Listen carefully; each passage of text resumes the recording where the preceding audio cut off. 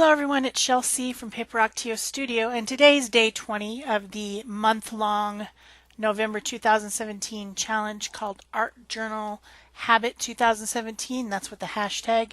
If you want to see everyone's art who's been participating, you can just use that hashtag in any search engine for any social media, and you will come up with pages that people have done during the month. We're on day 20, so 10 more days to go. I've been making a page and a video every day this month, and so of course that's quite a challenge. So I decided to do something a little bit different, a little bit fun.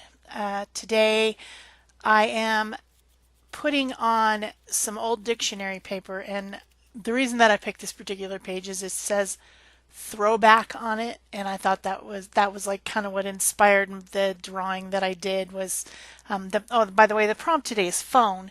And you know, when I think of phones these days, I think of these little rectangles that I carry around. I'm never separated from my little rectangle. My husband calls it the handheld computer, and anyway, there's long discussions about his. He absolutely will not carry one.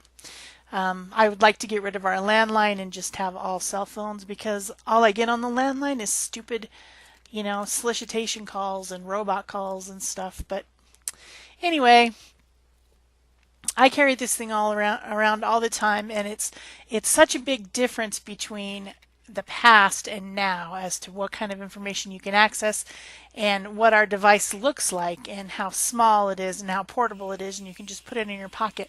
So I wanted to give homage to the throwback phone, the one that your grandma used to have, made out of molded plastic, and it had a spirally thing that connected you to the phone, and you would hold that thing up to your head, and you couldn't like move away from it because it was stretchy. It would stretch a little ways, but it wasn't like now where you can walk down the street in another country and be talking to your best friend on your phone. So different, such a huge change within my lifetime, that I think that's just amazing. And maybe it's aliens, because that's what I was watching that show, what's it called? Ancient Aliens. Like, oh yeah, all this new technology boom is because of aliens. And I love shows like that. They crack me up so much. But anyway, I don't know if aliens gave us the technology to make cell phones, but whatever. If they did, thank you, aliens. So I'm using a soft leaded drawing pencil to make my drawing over my dictionary page. I attached the dictionary page to my junk journal over a cellular network ad, which also makes me giggle because, that's phone, cellular, yeah. So when I was attaching it using my matte gel medium, I made sure that I didn't get any of the glue on the top of the dictionary page. Usually I would coat the whole thing and make it all sealed in, and whatever medium I used, I'd make sure I went over the top as well. But I knew that I was going to be doing a watercolor effect on top of this, and so I needed the paper to be absorbent, because otherwise watercolor wouldn't work. So I was very careful to make sure that I put the medium on the page underneath, the medium on the back side of the page, stuck those two together, made sure that I got all the bubbles out and everything, but I didn't put anything over the top.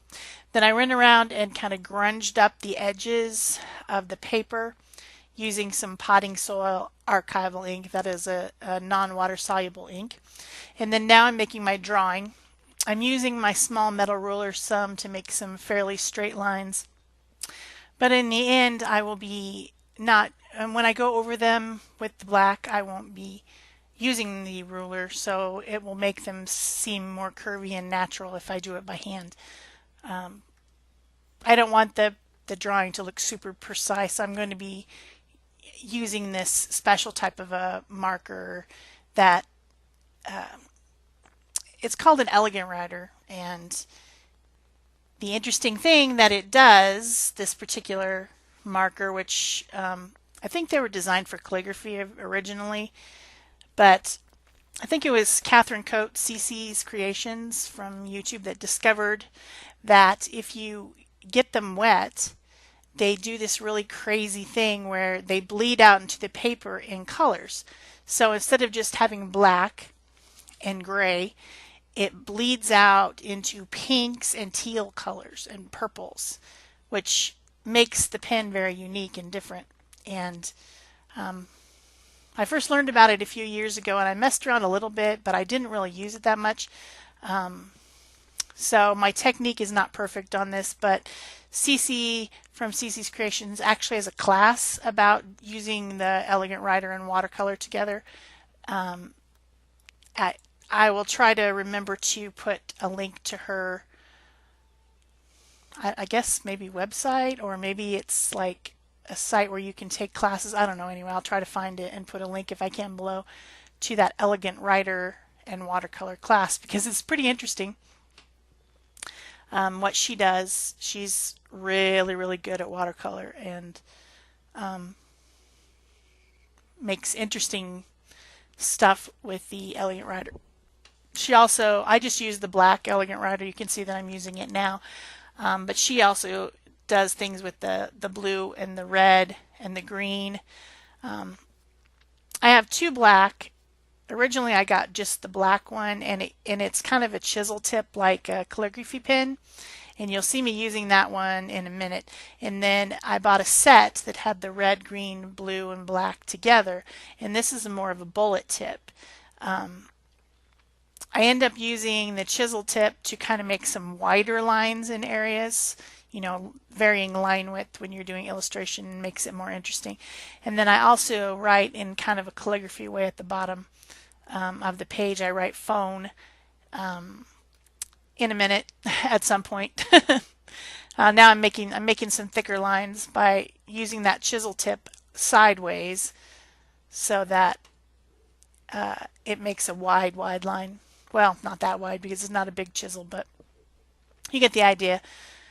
Then I do actually write with it in calligraphy style in a bit. But I'm going over all my pencil lines with the Elegant Writer, the black Elegant Writer.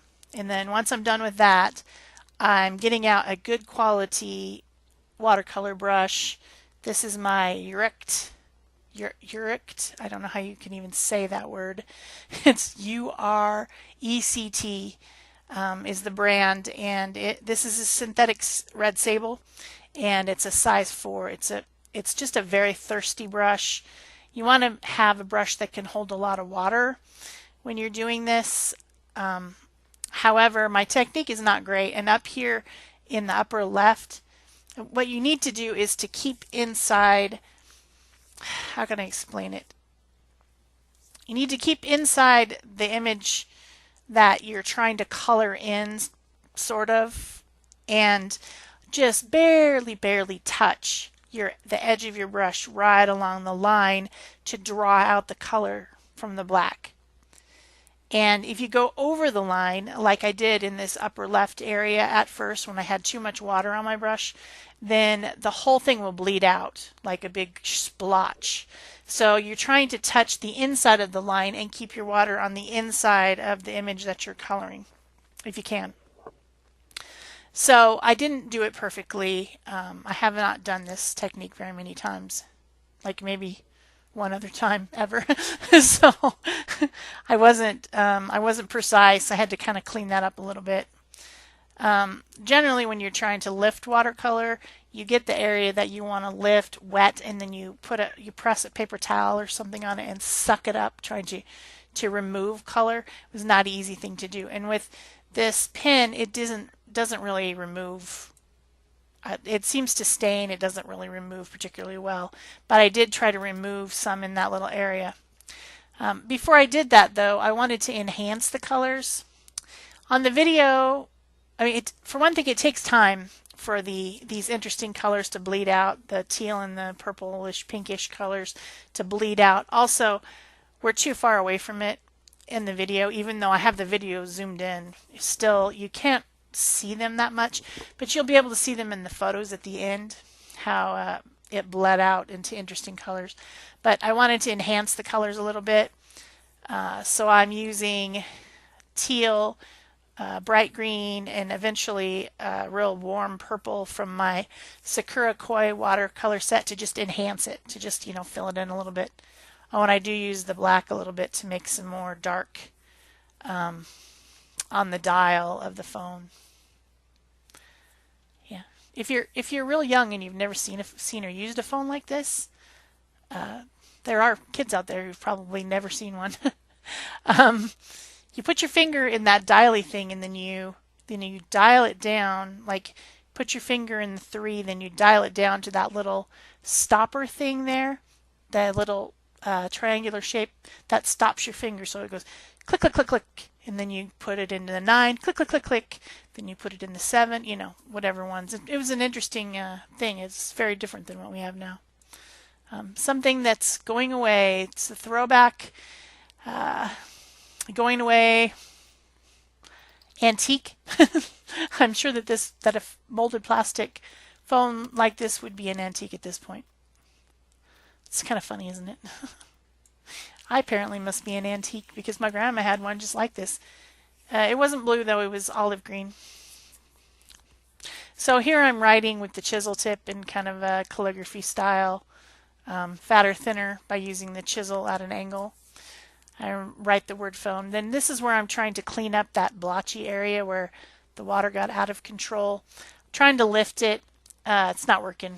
So then I give it a good dry, and then I come in with my Faber-Castell white India ink big brush pen and just kind of lighten it right there so that it doesn't look so blobby.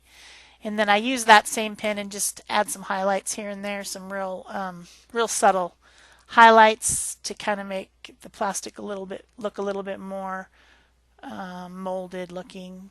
Trying to, but anyway, that was fun. This was a pretty quick page and